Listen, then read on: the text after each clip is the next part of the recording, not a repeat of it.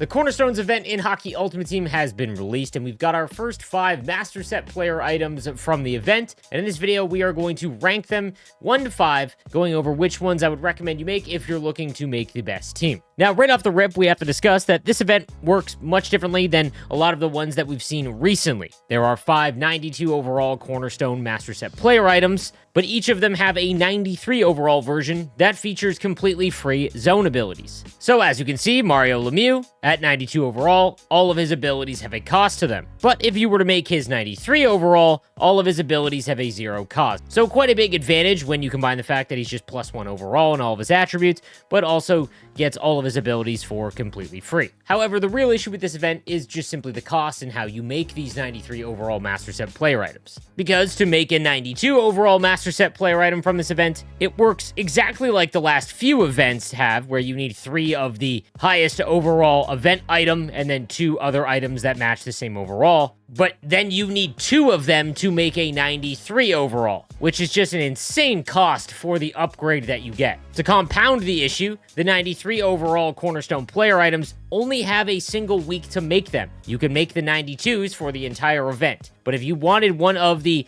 93s from week 1, you have to make that decision and spend everything that you've got to make them before the timer ends on Friday at 5 p.m. Eastern Time, and then week 2 is released, which is a massive miss, because even if they let this set go for the full duration of the event, I still don't think it's worth it, but nonetheless, they've made it even more tough on the player base to make these 93 overall items because of just the crazy cost. At least you would have been able to save up all of the resources you would have gotten from objectives and things like that over the 2 weeks, rather than just the 1. So here is what I want to say before we get into which cards I think are good and what ones I would pass. None of these cards are S tier cards, and I rank S tier cards as cards you would miss if you did not make them when the event is done. I do, however, think that almost all of them, outside of 1, are A tier cards, where they would be very good. They're among the best players at their position. However, because of the cost and what's coming, Team of the Season very shortly, just really not worth it. However, in this video, if you clicked on it, you obviously want to know who the best Master Set player items are. So for everyone that is dead set on making one, here's what I would do. Let's just start at the bottom.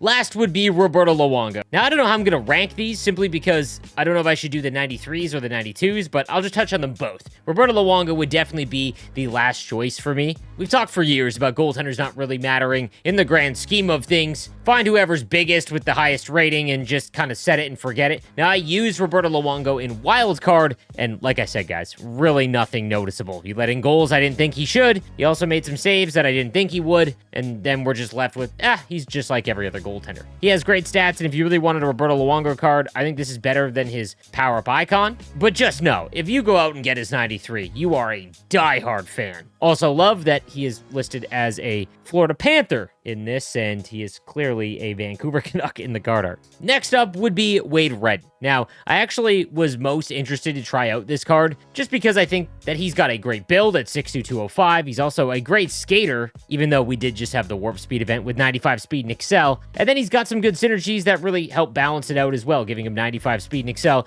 with 95 defensive awareness and 95 body checking. He does come with gold stick 'em up, truculence, and quick pick. However, what I noticed in my time using him is that stick 'em up is just so bad this year. Because even if you do get a clean stick check, I found that it just goes right back to the opponent because everyone's got 99 offensive awareness. And then secondly, because everyone just L2s down the boards and protects the puck, if you pocheck in that scenario, you're just getting a tripping call. I like truculence because it is nice to just wipe out someone's energy, but I didn't notice it enough. And because he doesn't have 99 speed and excel like the Warp Speed defenseman, I just didn't feel him separate when you broke the puck out either. So he would be number 4 in my opinion. I do want to point out the 93 does get another speed increase, so he's at 96 speed and excel, and he does get all of his abilities for free. This was the version that I was using in Hut Wildcard, and again, same kind of situation. I just didn't really notice him all that well. Number 3 would be Brent Seabrook at 92 overall. He's got good size at 6'3", 220, defensive defenseman, as well as two-way and power shooting boost. He's got gold truculence, thunderclap, and quick pick. Now, I didn't get to use him in Wildcard,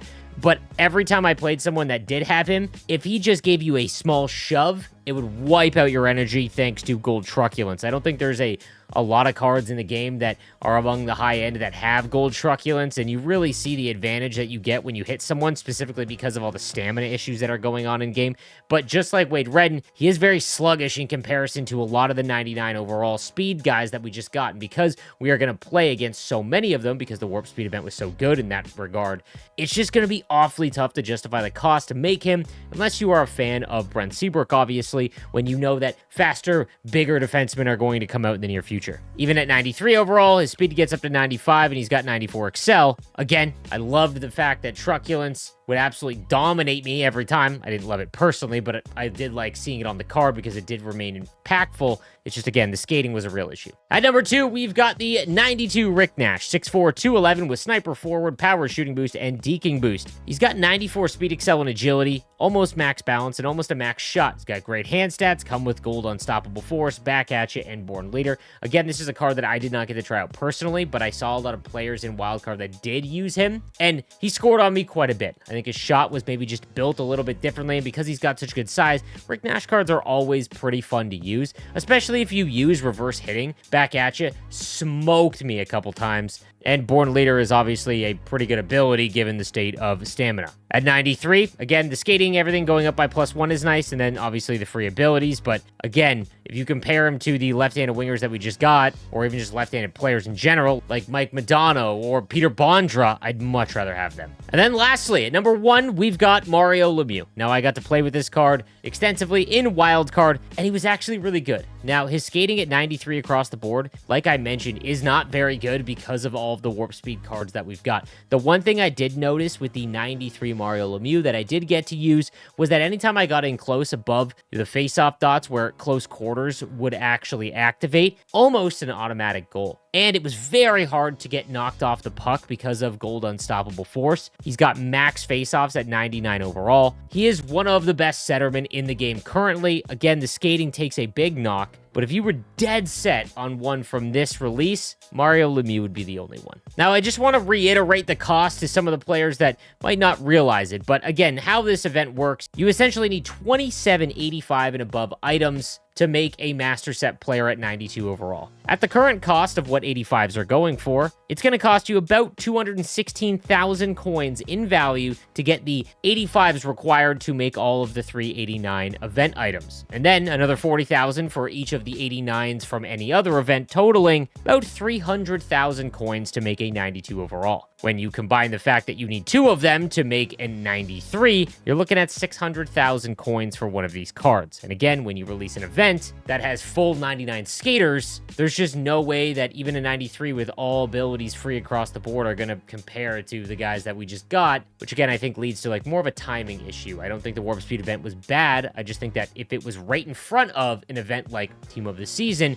it would make the player base really have to make some decisions where when it comes to this event that just can't hang with the Warp Speed event, knowing what's coming next, which has to be Team of the Season, you'd have to think it's very close. I just don't really see the value in spending 600,000 coins in resources to make one of these. Now, obviously, there are things like the Cornerstones objective list, as well as the bonus objectives that you can now do to help lessen the cost. But in reality, you could just take all of those collectibles earned, head on over to the collectible sets, and if you wanted to, this would be the time that I would do as many of these 4x79 overall packs, just shooting your shot, because these packs, 1 in every 10 seems to pull something pretty crazy, and at least you could use that in future events. Or if you wanted to risk even more, you could do the 84 or 89 overall pack for 10, and then risk it to try and get an 89 overall player item that you could use in future events. I need to be very clear here. There's no guarantee that 89s will be the minimum for Team of the Season, but